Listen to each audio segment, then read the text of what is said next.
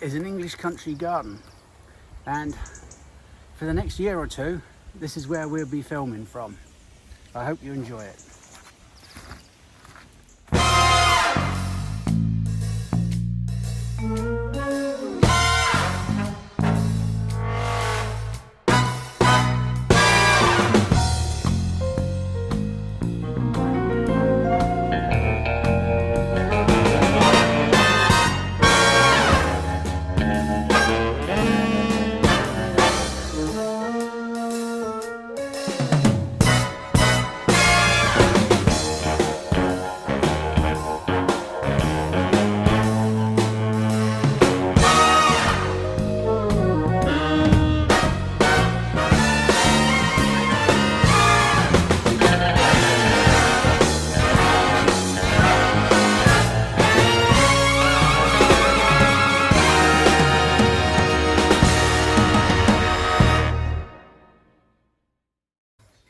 Good afternoon. Well, it might not be afternoon where you are. Could be morning, could be the middle of the night. I haven't got a clue. Anyway, this is the second half of the May videos. It just wasn't, it would have been about 3 hours long if I'd have put everything that's happening in May. It's a very busy time in the garden, as everybody will know. We're going to produce the odd video in the future that answers questions that you might write in the comments. We'll go through them and we'll try and answer a few of them as accurately as we can. But very often there's different ways of reaching the same result. But we can answer things from experience, how we've done them. I'll probably get Thomas and George to do a bit of that as well. On the subject of them, they are working on some videos, and I'm working on a little thing with them to bring you a little series. Last month I had a comment from somebody. Fine, I'm happy for negative comments as well as positive ones. But they said, do you need to drop the F-bomb? It adds nothing to what you're saying, and could I keep the mutts away from when I'm talking? Well, no, I can't actually. I wouldn't even like to. I talk to people here on YouTube, people that view these videos, as I would talk to anybody else in the gardens that's working for me or that I'm working with. I can't do it any other way. I can't be all smiley and cheerful and full of joy. It's just not possible. I can't do it. It wouldn't be real. So what you get is how I would talk to Thomas or George or Robert or anybody that's worked for me in the past. It's just the way I prefer to do it. Somebody suggested I do it for effect. No, it's not affected. The thing is, if I was to censor everything and make it smiley and neat and tidy, that would be terribly affected. It's not the way I am. I just am not. I'm not making excuses. I had a father that was in the Navy. I was a very big naval man. 5 of my uncles were in the Navy. My grandfather was a sergeant major. My other grandfather was in the Grenadier Guards. I grew up around potting sheds and worked all my life in potting sheds. It's just the way it is. But the viewer does have the option, because I don't want to offend anybody, they do have the option of not watching. And you might get the odd swear word here and there, but I can't do it any more enthusiastically. Or we have a politician in England called Gordon Brown. He's retired now. He was perfectly all right, but he was always accused of being really dour and miserable looking. And when he was trying to be Prime Minister, he became all smiley, and frankly it was horrible. It was frightening. So he was better off as he was. And for me, I feel more comfortable and much more natural just talking to you as I would any other sort of person, shall we say. Anyway, that's it. That's my excuse. On with the video, I suppose. But I am looking forward to these lads producing their stuff and sending it to me. And oh, that sounds a bit rude, doesn't it? Oh God, might have to cut that bit. Whoa, okay, it's the 25th of May. I had to think there for quite a while. I haven't looked at the pond surface for quite a while.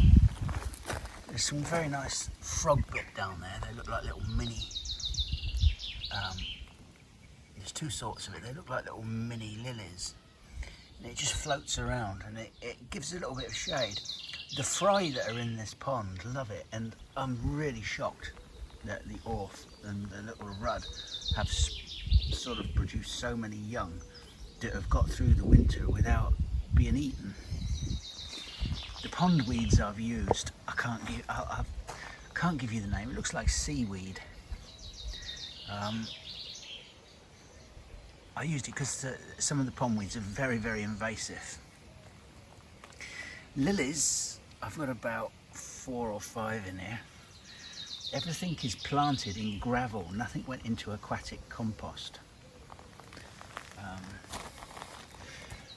I took that advice from Crystal Clear Aquatics, and it's proved to be right. Nothing's got too manky.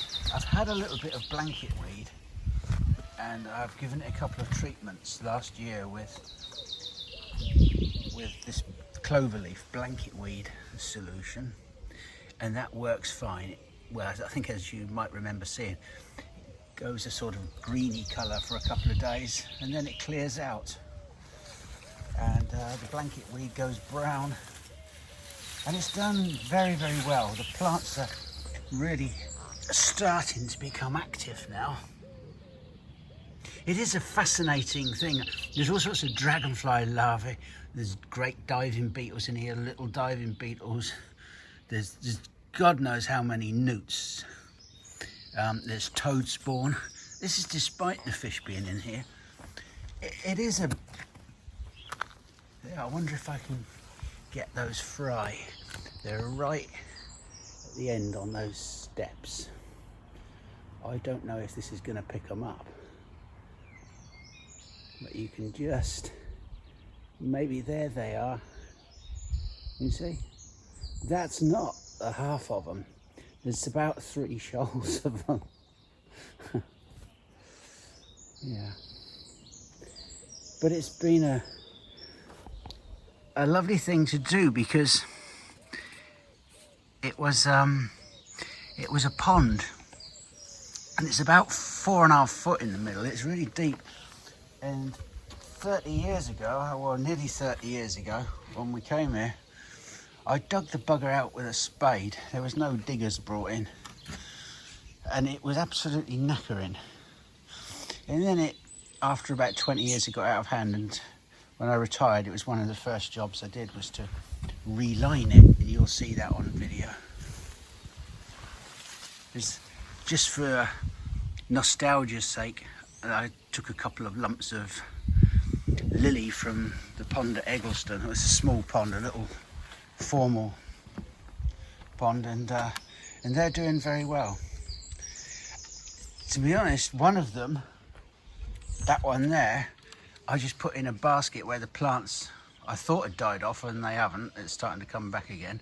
I just poked it into the gravel, and it did okay last year, but it's doing very well this year.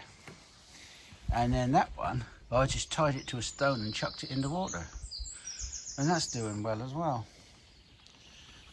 So yeah, I'm very happy with the pond.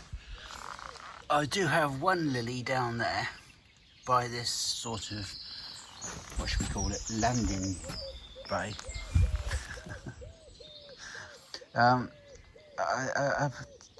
It just doesn't seem to be doing anything this year. But I've got a vague recollection that last year it was very late coming out. but I would have thought it would have been showing some action now because all the others are. Anyway, that's the pond. Oi! That is my mate Herbert. Now Herbert, I think he's got a flea problem or a lice problem. He was down in the pond the other day having a splash. I've never seen a pheasant do that before. He's got a couple of ladies and he's very protective of them. I assume at the moment, I haven't seen them for a few days, so I assume they're sitting. But there was a few other cock pheasants around and he seems to have come out on top. They were after his women. Yeah. Look, oh, he's got a hell of an itch on there. I want to show you a couple of Acer campestres. Now, Acer campestre is a field maple. They're quite big trees, but there are a couple of quite ornamental ones. This is one called Carnival. And you can see the trunk is quite thick, but I pollard it back, and sometimes you get reversion on the leaves. That means instead of variegation, it's completely green. You need to cut that out. You can see here there's a little green leaf, so you get these little green shoots. But the leaf colour of it, it's a field maple, but it is beautiful and it's quite striking and dramatic. This has been really hard pruned, and the harder you prune it, the better the colour. It may look a bit odd because it was really butchered. A bird just whistled right in my ear. What is that? Good Lord. Strange bird noise. Anyway, yeah, so I'm quite pleased with that. The other form of field maple that I have is one called pulverulenta. It's a campestre, but pulverulenta tends to refer to the leaf. There's a much more dramatic one over at Eggleston. This one's in a pot. It's quite stunted and still has quite a bit of reversion on it. But it means the leaf has a kind of speckled variegation. It's fed in this pot and it probably gets a bit too much nitrogen, which probably encourages the reversion, the green growth. By cutting that out, you reduce the photosynthesis, and therefore you tend not to get such, you tend to keep the vigour down. Again, it's a very nice form, but really I should show you the one at Eggleston. If I get over there sometime, I'll try and film it because that really is dramatic. I put it in many, many years ago. And this is just one of my romantic plants. Maybe sometime I'll take you on a trip around this garden and explain the reason I grow the plants. Most of the plants in this garden are very personal to me. They remind me of a place or a time or a person. I'll have a wander around and explain that sometime. Here's a little rose for you. This is Rosa Serica or Sericea. I'll have to caption it because I'm never sure how to pronounce it, and it's Sericea terracantha. Nice when it's covered in little white flowers. It's primarily grown for these beautiful red thorns on the young growth. In fact, they look rather good in the autumn as well when the sun catches them. They have like a translucent quality. They're just coming out here now. Yeah. Very, very interesting. Apparently florists like them. I can't imagine what they do with them, but I suppose they are quite dramatic. I'm going to have to prune it harder next year because it's really the young growth that carries these thorns, which are the attractive part. Yeah, very nice, very unusual.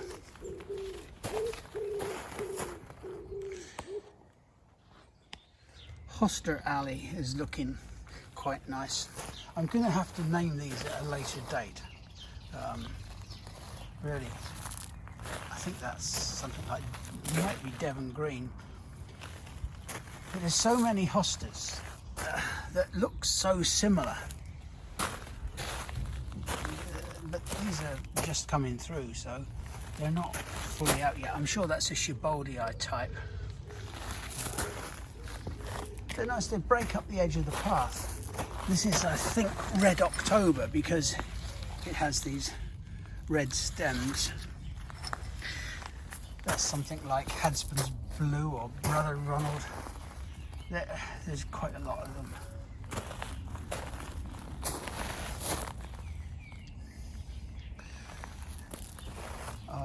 That one might be Spilt Milk, or it might be Striptease. It's just there's such a range of them, and like the hosta nerds know them all, you know. There's hundreds. They are all quite nice. I do like hostas, but just not too many. This I think is called Saga or Sagan or something. Saga. This is a particularly good one. Really thick, puckered leaves. That's another word I can't say without sniggering. Puckered, erect, like that. Black lace there. That sorbus. You can see it's got flowers coming on it now. It's Black Tower, I think. No, it's not Black Tower. I'd have to caption it again. I've forgotten now.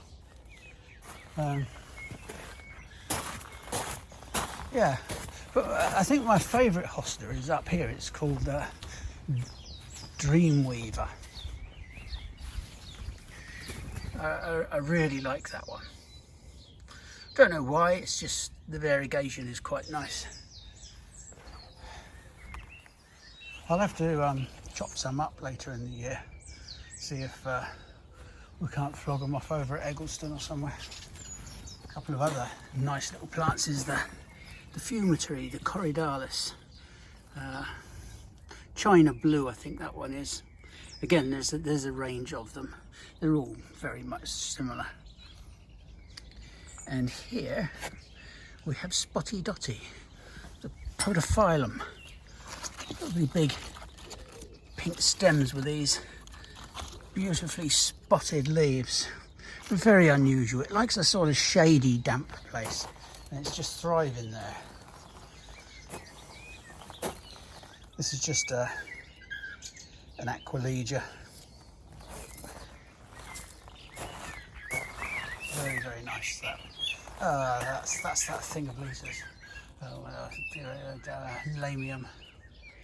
Oh, I'd like to know how many people like that. Oh, it don't do it for me. And next to this fritillary, which is Fritillaria ponticum, I think it's a boring bastard. There's a type of buttercup, a ranunculus family. This is Ranunculus aconitifolius floriplena, sometimes known as fair maids of France, or bachelor's buttons. Very, very pretty. I'm not sure it's the perfect place for it here. It's a little bit shady, but it seems to do okay.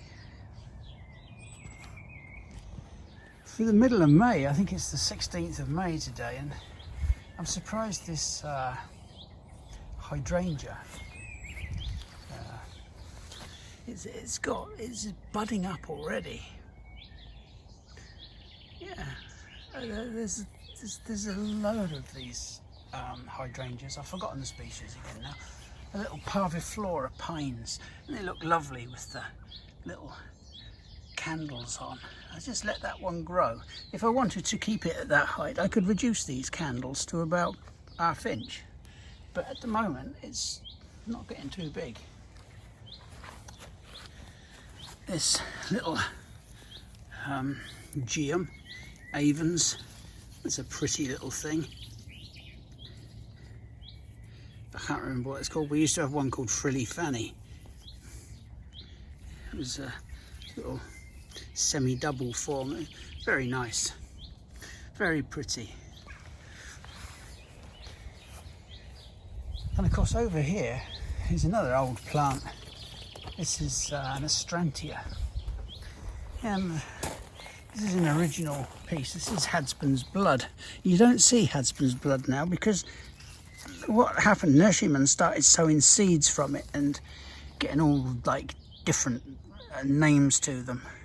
If you grow it from seed, it's not Hadspen's blood, but if you grow 100 seeds, you might get a good plant out of it, and you can rename it. And if you grow it vegetatively from there, you've got a new variety or a cultivar. And happens a lot. But I'm pretty sure this is from an original plant of Hadspen's blood, which I think came from the Beth Chatto garden many, many years ago. Yeah. Here is that beautiful big peony that I was showing you in bud last time. It is a wonderful thing. It's a tree peony. As I explained, it was rather weak, and it had to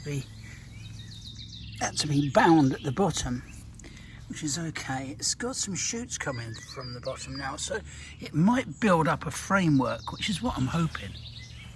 I think after the flower is finished, I'll cut it back, because it's the framework that I need to, you know, one day I'm hoping that's going to have about 20 blooms on it all at once. It would be really nice, wouldn't it? Cracking colour. I don't know what colour you would call that. It's not pink, and it's, to me it's not pink, and it's not quite red. I think I need one of the arty-farty types to tell me what that is.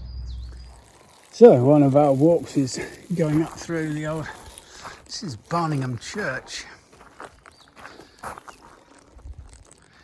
This is, yeah, a lot takes place in here. This is the old churchyard. There's a nice young copper beech there. It's going to need the lower leaves taken off. Lower branches at some stage. Look at those big beauties. Hundreds of years old. And there is a really nice Paul Scarlet hawthorn. It also has a, well, it's got windy now. So some very nice laburnums. I assume in a few years' time I'm going to end up here. There's an overflow section. I have quite a few friends and acquaintances in there now.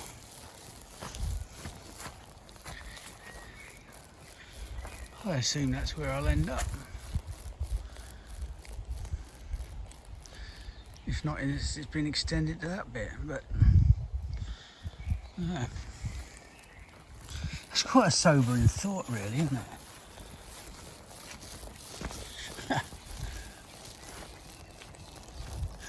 I just don't fancy cremation. A lot of people do. I just don't fancy it. People say to me, oh, I don't fancy that. What if I'm not dead? Well, I don't fancy being all in the ground if I'm dead. I think we can safely assume we'll be dead, as they say around here. Well, I suppose, really, there's a lane that goes along the bottom of it. I suppose it's not a bad place to end your days. Well, there won't be any days, will there? There'll be all nights.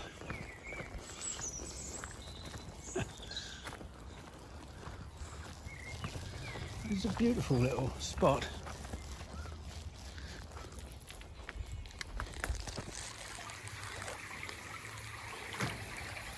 I've been having a good swim in here, but a good paddle around. And the water's incredibly brown. I don't know why. Maybe it's a lot of peat washed off the moors. It looks like when you're on one of the Scottish islands and you flush the toilet, the water's a horrible colour. If you're not aware of it, it can be a bit distressing. Yeah. Come on, Tut. Leave the grass alone. Oh, she's on grass now. They like it around here where it's damp, the grass must be lush. They're all at it. Here's another very nice peony. Not dissimilar to Churchyard or Molly the Witch. But we don't have that one anymore because I accidentally chopped it out and built a path over it. But it's still very nice. This is Claire de Lune. Really expensive to buy. I don't know why, it's not that fantastic, but it's quite nice. It's about 4 or 5 inches across. Not many buds on it. We have to say about Molly the Witch, Churchyard, is it does have lots and lots of flowers on it, but they're a very similar colour.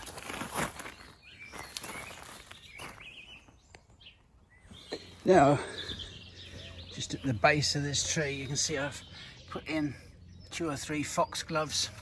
Now I bought some, you'll have to watch a separate review video for my conclusions about 3 mail order companies, but I bought some plants off of DT Brown, and rather than pot them up, they're so good I can just put them in. Now they are digitalis.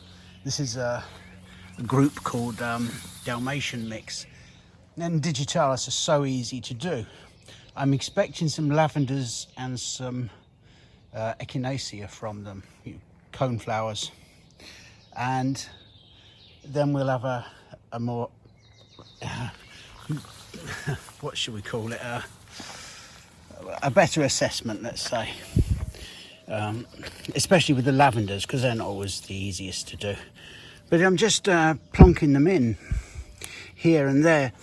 I'm all for leaving things to spread. You see there's something there, I'm not sure what that is, but I don't want to get it out. This is a fritillary self-sown seed that can stay.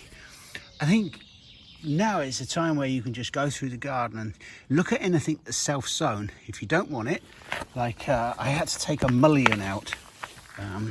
That's a type of verbascum, Verbascum nigrum. Great big leaves on them, great big roots, and they will just swamp a garden. You just get too many of them. A few is okay, you know, it's a lovely plant in itself, but it seeds around like hell. So you can use seeding around to your own benefit. Here, sorry, I'm just kneeling down. There's a martagon lily, I think. I very much like lilies. Well, some of them. And this is an eryngium, probably giganticum, Miss Wilmot or Miss Wilmot's ghost or silver ghost, or one of those. That's sown itself there. It's an annual or a biannual, and will probably die out after the first year and seed around. But it's quite happy there, and I'm quite happy to leave that. Like the fritillaries, you just have to be selective. Go through your garden, get some knee pads like I've got there, and just go through and weed out by hand. It really is the best way, because you can choose then what you want. Once you've got that, you can use a tool or a hoe or something to go through a bit easier occasionally. But if you do it every year, once or twice, and just work your way around it, you can be, as I say, a lot more selective. Pep. Oi. Let's face it, Pepper. Shall we face it? The honest truth. You do need to go out. You haven't got big bones. You haven't got gland problems. You are just simply a fat fucker. There's no getting away from it.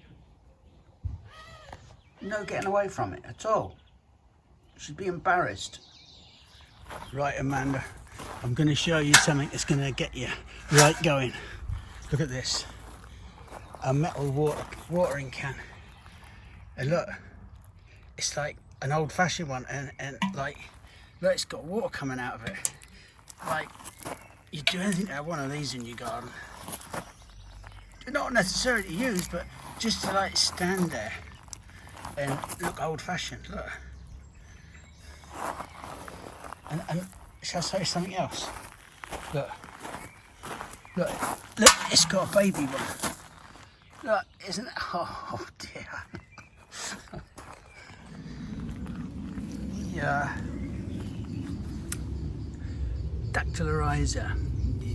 dactyloriza fuchsii that I grew, or well, I didn't grow really, they seeded themselves amongst other pots. There's quite a range of them now. I spread them around. You can see there's quite a little twist of them here. I have batches of them all over the garden. I just like them. I love the spotted leaves, and the flowers aren't bad.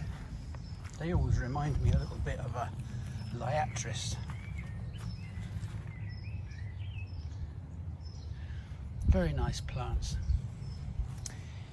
What else have we got that's interesting this time of the year?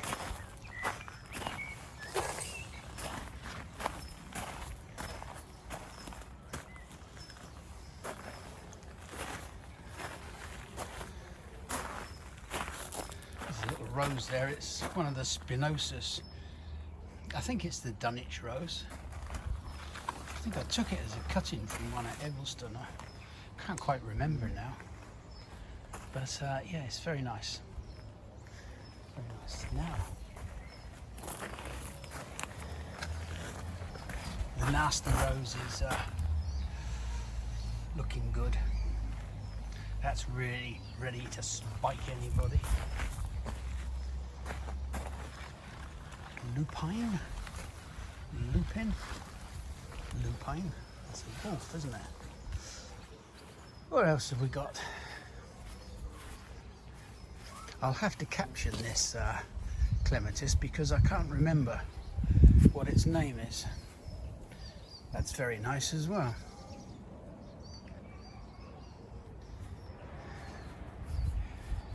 There's a little bit of a lag in what's flowering at the moment.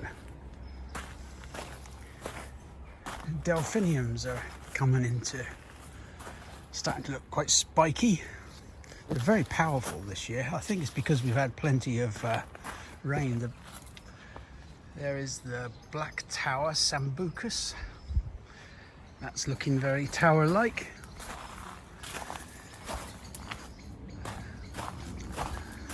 The azaleas, very nice azalea there. Very, very highly scented.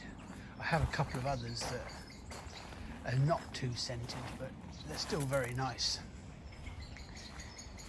We'll go round the pond a little. There. There's a pink one. There's a... It's not really white, it's sort of creamy yellow. This is a rhododendron, purple splendor. Looks quite nice under the Princeton gold. Although it is getting a bit hidden, so I'll maybe have to trim the Princeton gold acer up. And this has proved a very nice rhododendron. This is a Wonder Red, a lovely sort of coppery young foliage. And the red flowers are pretty dramatic. They're a really vibrant red. Vibrant, is that the word? Deep red, probably a better one. Some of these, I love these. I've showed them to you before. This is a primula called Alpicola. Surprisingly highly scented. Oh God, I've just had a sniff and I can't get back up. Over the back there is an osteospermum, completely rabbit proof. If you've got rabbits, you can stick as many of them in as you want. It's osteospermum Wisley Pink. Alright, and it's reliably perennial. Grows like stink. But the rabbits do not like it.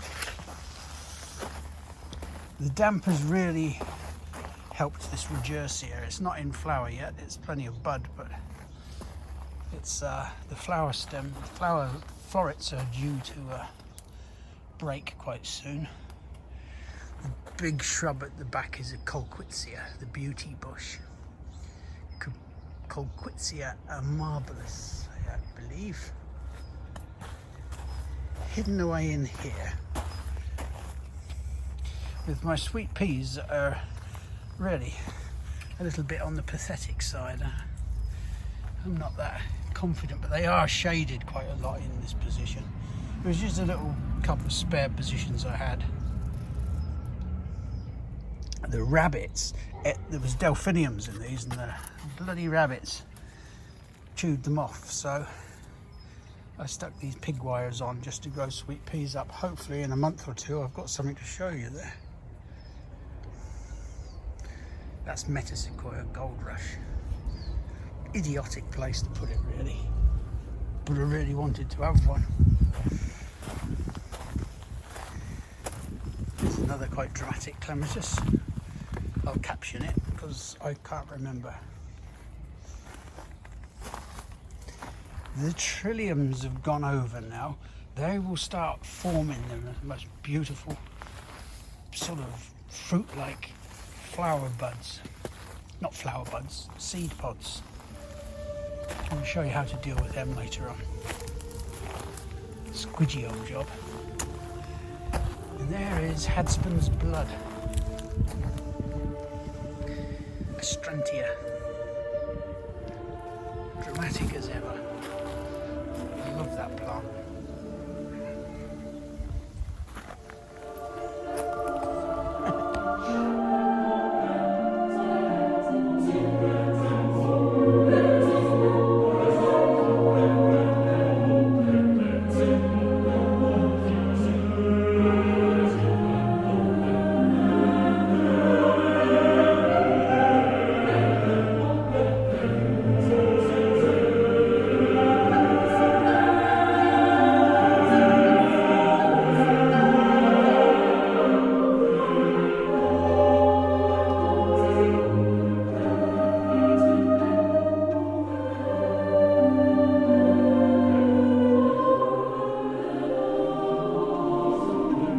Now, this area here, I shoved a load of poppy seeds in. There was three sorts. There was the ladybird, the watermark ones, and some Shirley poppies.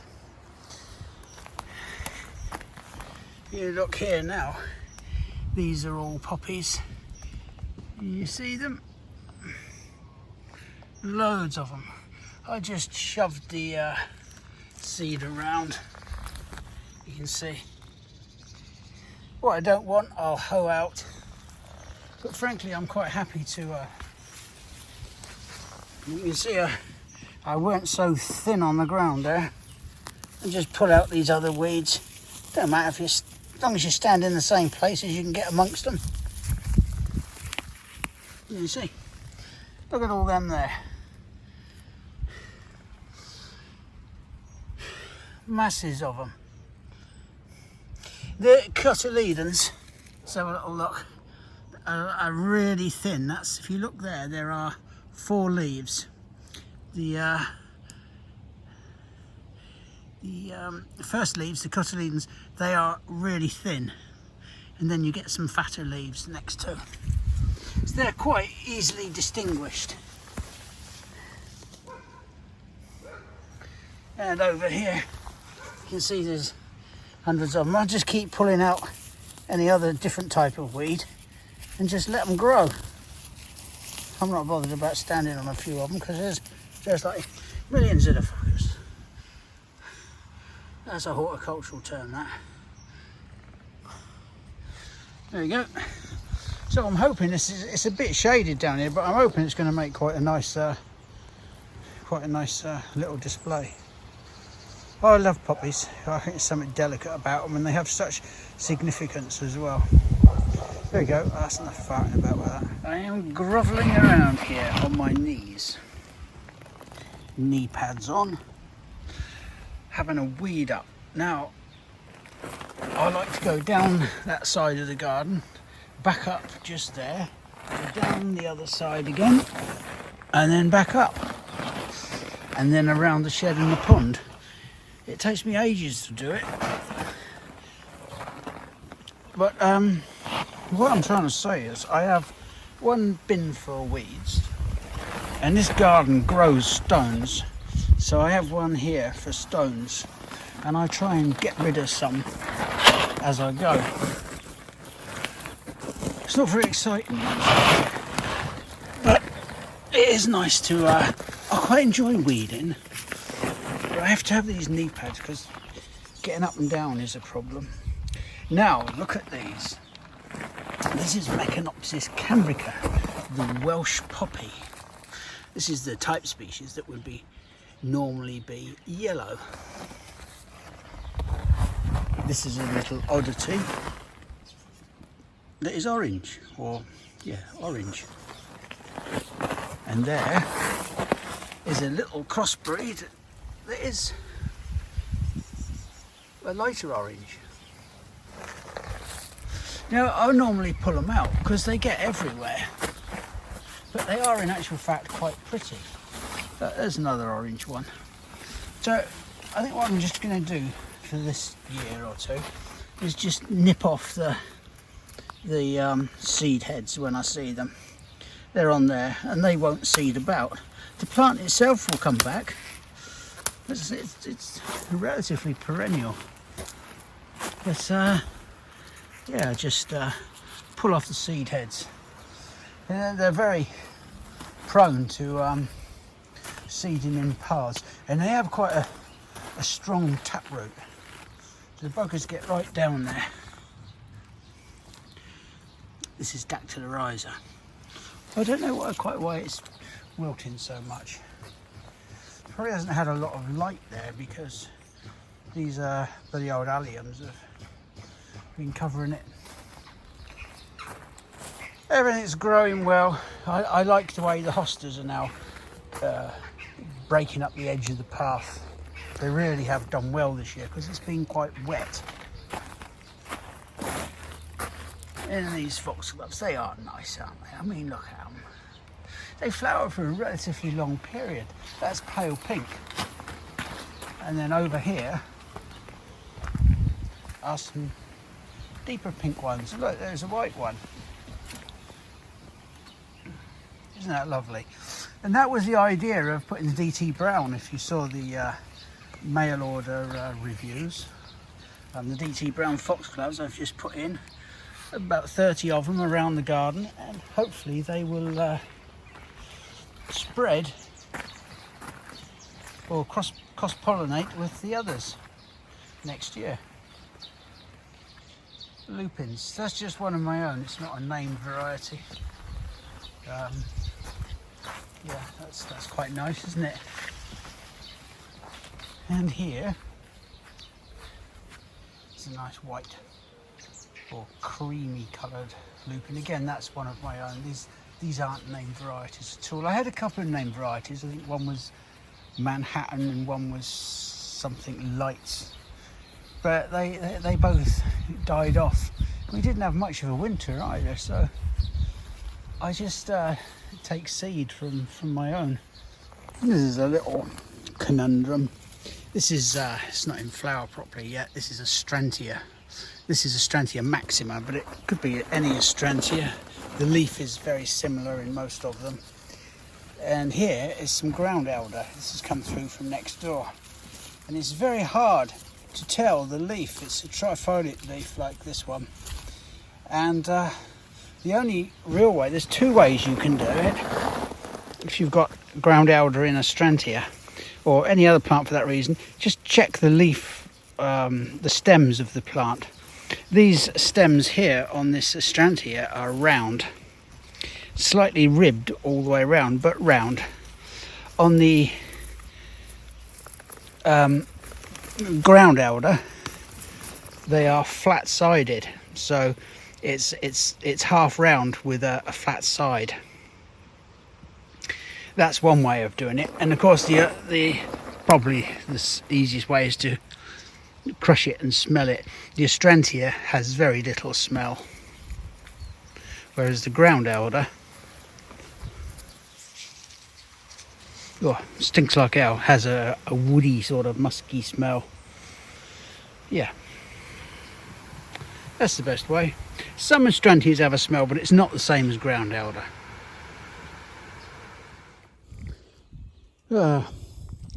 Here's the thing, and I know it annoys everybody. Look at that. Beautiful country lane. And there's an enormous turd just stuck on the fucking wall. I'm going to check next time I come along here and see if that's gone. It may be that somebody is doing a walk and they're going to collect it on the way back. So if you're collecting it on the way back, not so bad. But if you're just going to leave a bag of shit there for somebody else to pick up, well, first class tosser, aren't you? What's the point of putting it in the bag in the first place if you're just going to leave the bag of shit on the side of the road? I've seen them hanging in trees. There's an estate here, Barningham Estate, and I was going through the lovely woods they have there yesterday. Now, I'm no apologist for the knobs. I'm very much not I don't have much deference for the aristocracy. Well, I don't have any. But as people, they're very often very nice, and you can be a bit inverted about it and dislike them anyway. But sometimes they have land and it has access through, and then people leave bags of shit in it. And I happen to bump into Ed Milbank, who's the owner of the estate, on the way back, and he said he picks up about 20 or 30 a year. I was shocked because it is the most beautiful woodland,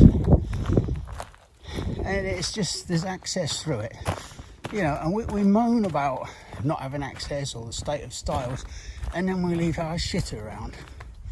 It really gets on my goat. I used the word goat there instead of something else. That's most abnormal. I think I'll go and have a lie down now.